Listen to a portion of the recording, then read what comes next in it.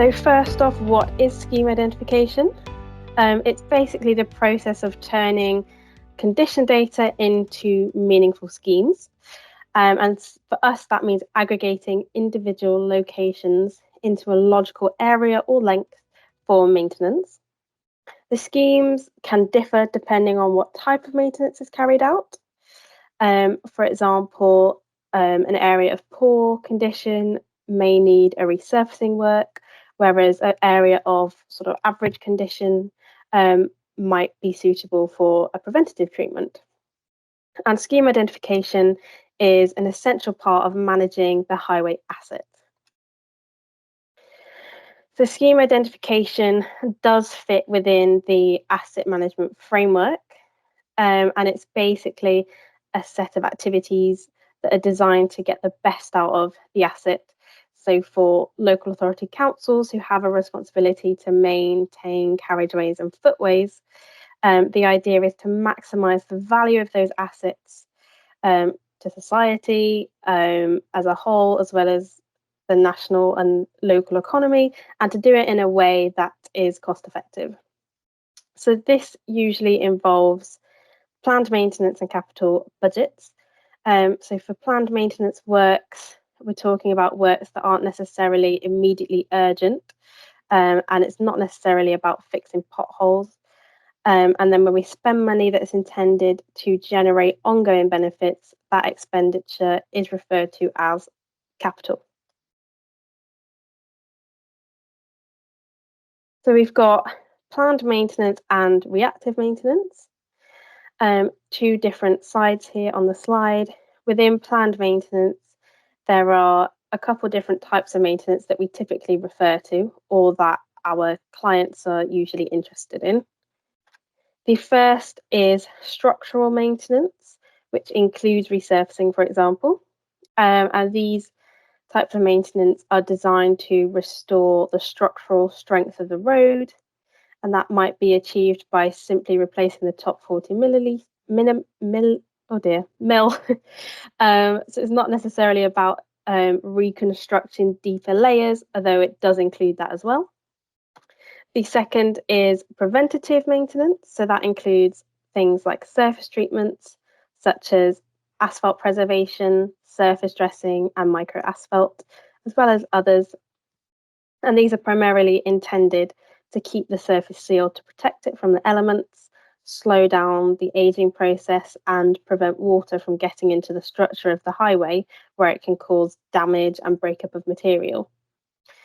Now, these types of maintenance are usually a lot cheaper than structural treatments, and they typically range from about £3 to £12 per square meters compared to sort of £25 to £150 for structural. Then we have reactive maintenance, and within here we've got, there we go, pothole repairs and remedial or urgent responses. So the point with this is that before a reactive repair happens, there has to actually be sort of a failure of service. And this isn't necessarily the case with planned maintenance.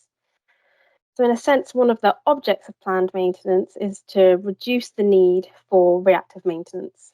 So planned maintenance helps us and local councils to deliver a more reliable service, fewer unexpected failures that cost money. So it's a bit of a balance. And obviously you can't eliminate potholes altogether. So there is sort of a happy medium to find. But we also have a bit of a middle ground where localized patching occurs. So where we don't do a full resurfacing scheme, but instead make repairs that are intended to be more durable. So they would usually require a larger repair extending beyond the immediate pothole or safety defect. And this could sort of fall into the planned maintenance or the reactive maintenance camp, if you like, depending on the urgency of the repair and whether or not the local authority have the resources to carry out these types of repair within a short time frame. And sometimes it can also just be a case of which budget it should come from. As I said before, structural maintenance is very costly and it's nearly always the most expensive treatment, as it requires a lot of new material and usually a lot of disposable of old material. And it's often carried out where there are no other alternatives to address the problems. So, in that sense, we could argue that a lot of structural maintenance is also reactive because we're reacting to a problem where the only option is to carry out a resurfacing treatment, although it takes a lot longer to plan and deliver those. At the end of the day, the result that we get is a substantial improvement in the value of the highway asset. Um, so, what do we do with that? We have scheme identification. So, this, as I said, falls as part of this sort of highway asset management. And the scheme identification is designed to help identify specific areas suitable for a range of treatment types, several which I've just touched on. And the scheme identification is looking at usually about a 1 to 3 year timeline, and is based on the current conditions. So it's sort of a shorter term solution. So the scheme identification we think should be data led, and this means that highway officers can provide evidence for why they've made their decisions about what to include for maintenance and which areas to do. The data can assist with identifying candidate areas for maintenance, sort of a long list if you like, and also with providing information against which to score and prioritise that list. There are different ways that scheme identification can be carried out, but the process should use up-to-date condition data as a minimum. Software tools are often used to produce these scheme lists, and this could be an Excel spreadsheet or something like a built-in option in a software system. Gaist Scheme Toolkit works using spatial data, so the schemes are mapped in a visual way. Our scheme tool is governed by a set of criteria, which I'll go through in a bit, which represent engineering treatment rules for different high-level maintenance options. And these are the inputs into the software, and do require some human-led discussion. And then once those criteria and parameters are defined, we run the software tool and that generates an output which defines the suitable locations for different types of schemes. So practically we have carriageway and footway scheme identification. So starting with carriageway here, we have an example of what this could look like. So on the left, you have our condition data with a key that sort of breaks down our 1 to 5 grading system. So we've got blue areas, which are grade 1, which indicates damage free.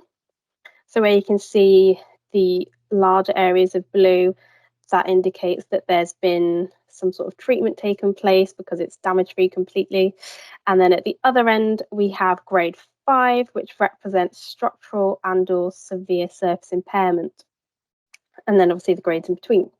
So looking on the right, we've got some example schemes. We've got resurfacing, patching, and surface treatment. And this shows how we might aggregate the individual locations into a logical area for a scheme. Within the outlines of the scheme extents, you can see that the resurfacing scheme here is mostly grade 5. And this is quite typical of a resurfacing scheme, but it would also be common to have some grade 4 in there too, as those areas would be functionally impaired. You can see that there is also some grade 3 included in the scheme, and this is because to create that logical scheme, we will allow small areas that aren't the target grades. Patching, however, is looking at smaller extents. So here you can see that there are the patching schemes which are focusing just on grade 5. And so because of this, we're not allowing any additional grading in there. However, with the surface treatment scheme, again, we're looking at mostly grade 3 or sort of serviceable areas, and we've got a much larger scheme. And here you can see that it is mostly grade 3, but there are also a few areas of grade 2 and 4, which have been allowed to create that logical scheme. The footway is similar in the sense that here we can see we've got this area of grade 4 broken up by some areas of grade 3, and then this has then been aggregated into this bituminous scheme here. And then on the top, we've got an image that shows the imagery behind the data. And in this location, we can see that there are broken flags, for example. And the imagery is a really useful tool that can be used to view the location of any schemes. And it can help to visualize the damages that are causing the area to be a certain grade. I will touch on that a little bit more in a minute. Got some more example schemes here, and I'm going to talk through some of the criteria that we use to generate schemes. So in figure 1, we've got a surface treatment scheme that has been identified using the road class as the search boundary. And this allows a scheme to cover multiple roads within the same road class. However, figure 2 shows 2 different resurfacing schemes that have been identified using road name as the search boundary. And this means that this scheme can't extend beyond the end of the road. And search boundary is just one of multiple criteria that we specify that create the parameters for the schemes. So some of the other criteria are the trigger, which is the starting point for identifying schemes. So in the example here, the trigger for surface treatment is grades 3, 4, or 5 with a damage area greater than 10%. And then for the resurfacing, we're looking at grades 4 or 5 with a damaged area greater than 10%. We also have a scheme profile, and this helps us define the scheme in even more detail by specifying minimum amounts of certain grades, and that can also include specific damage types. So a client might say, like they have done in figure 2, we want the scheme to have a minimum of 60% grade 4 or 5, that's what we would want to treat. And it should also include damages like rutting or wheel track, for example. We can also say what we don't want in a scheme. So usually this would be grades 1 and 2, and we can say actually we want to restrict these because they are damage free or have very minimal damages, and we want a maximum of 5% so that we can allow a logical scheme to be created, but there's not going to be too much of those. We can also apply sort of scheme rules, and these dictate where a scheme can be identified, such as not on a roundabout or a major junction. And we also have a minimum scheme size. So in both these examples, the minimum scheme size is 500 square meters. This could be changed if the client wanted to, but this sort of ensures that the client doesn't get a scheme which is smaller than what would be cost effective for them to carry out. The last 2 criteria are gap and snap criteria, which are the most confusing. However, you can see in figure 2 how the snap criteria has extended that sort of left scheme to the end of the road. So it might be a little small, but you can kind of see that there are 2 grade 3 polygons at the end of the road here. And whilst this doesn't meet the grade 4 or 5 trigger, because the end of the road is within 50 meters of those grade 5 areas, the scheme has been extended to the end of the road to create what would be a logical scheme, as you wouldn't just stop before the end of the road in this case. We also have the gap tolerance, and this is based on how comfortable the client is with gaps of additional grading within the scheme. So looking at the same scheme, you can see that there are 2 grade 3 areas in between the grade 4 and 5, which is sort of the target area for this resurfacing scheme. And as I mentioned before, we do sometimes allow these areas of additional grading to create what would be considered a logical scheme, but not too large, as obviously we still want that scheme to be cost effective. So how does Gaist process actually work? This provides an overview of the whole process from start to finish. So on the left-hand side is the start of the process where we sit down with the clients, and it shows how we will produce the first draft once we've received the questionnaires and the condition data. So the questionnaires contain sort of a set of questions that prompt the local authority to comment on the required criteria, and that is the criteria I've just talked through. We can spend a while going through this middle bit. It is an iterative process, but eventually we will finalize the scheme output, apply the rankings, and inform the account manager. The process doesn't look like this every time, as our repeat clients would usually not fill out a new form each year, but review the parameters used previously. So the process does get more streamlined.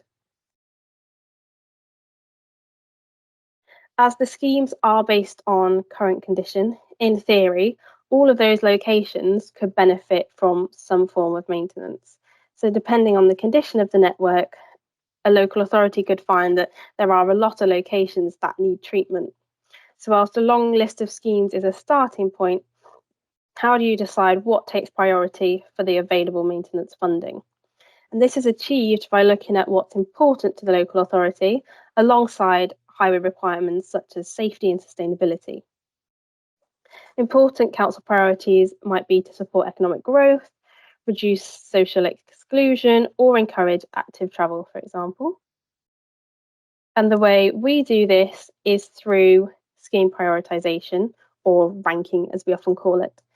And this helps clients pull out schemes that are important according to their priorities. So to do this, we will use a range of data, some of which is outlined in this table here. And the form sort of shows some of the suggested ranking criteria that local authorities will often use. The scoring system and the data can be customized to their requirements.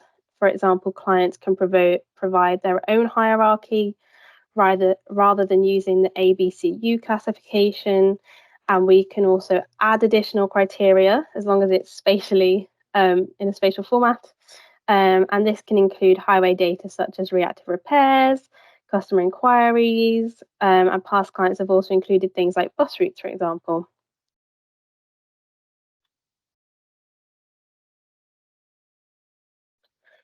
Um, so in terms of scheme outputs, although I've already shown several examples of what the schemes look like, this is how they appear on Asset Stream, which is Gaist's data viewer, which Christina also spoke about. So the panel on the left shows all the layers, and these can be clicked on and off, which would allow you to view the condition data at the same time as the schemes and also flip between the two. And each scheme can be clicked on individually, and the information behind that scheme will appear on the right-hand side. And this would show important details such as the area, surface types, score, things like that. And the link to the imagery can also be accessed from here. So here is another picture of what our imagery looks like. Site visits by highway staff are obviously usually required to assess what's been identified and to start the process of designing the actual scheme work. Gaist provide a full roadscape imagery with the condition data. This means that much of the initial checking and design work can be carried out at the desktop, involving as many people as necessary and saving time-consuming visits. So we can provide image links, which would take you to a picture like this or wherever that specific location for the scheme is, and you would be able to look around and see exactly what's going on at this location.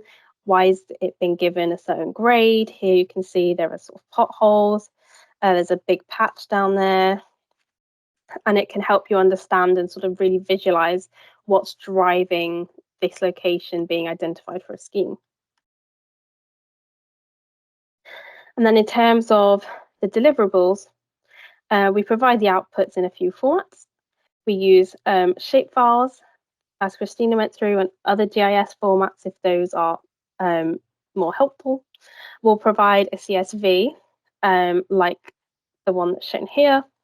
We provide the map-based representation through Asset Stream, which I've shown, and also a scheme delivery report, which breaks down all the sort of essential information, such as the number of different schemes for each proposal type, the areas, the costs, all the valuable information. And we also add a what3 word centre point ID, which helps identify where the centroid of that scheme is. And so here we've got some of these essential columns shown.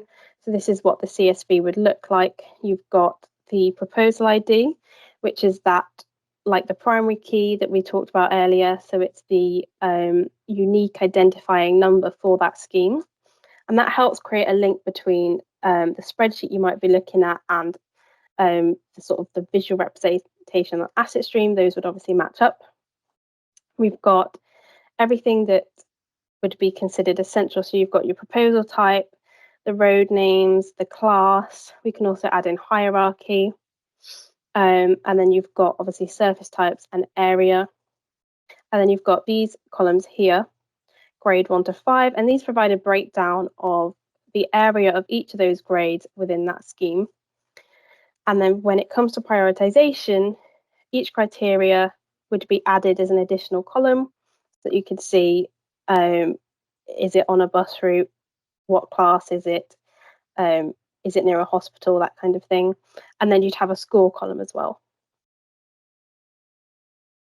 So what are the benefits to scheme identification? Well, firstly, there is less of a burden on engineers and inspectors. So the engineers or inspectors would have more time to review the schemes and make final decisions. We have an objective data-led approach. The schemes primarily focus on the 1 to 5 grading system in the condition data. We can also specify percentages of damage that a scheme should meet.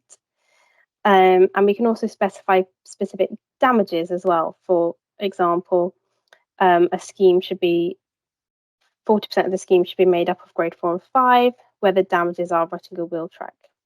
And the scheme selection and prioritization aren't biased, so the client is free to manage the network in an objective way rather than sort of any pressure from councillors that you might get. Clients will also often have more schemes than they can afford to do. This is still helpful though, as they can be aware of new locations that may need monitoring, or look to build a multi-year programme. Clients with large networks aren't necessarily always able to monitor all of the roads, and clients with smaller networks can't always keep up to date regularly if they've got smaller teams, for example. So we can work within funds. And lastly, one thing that helps local authorities when they have a lot of schemes is, of course, the prioritisation. So we can work with local authorities to match their current maintenance priorities, as well as introduce other data sets that would allow the schemes to be prioritised. And this helps decide which schemes should be done first based on things like socioeconomic factors. Some of the feedback we've had say that the top schemes that we've pulled out with the prioritisation actually do match the locations that they were monitoring already, which is good because it aligns with what they were aware of, and that also means that they can trust the schemes and the locations that they weren't necessarily aware of. Thank you very much.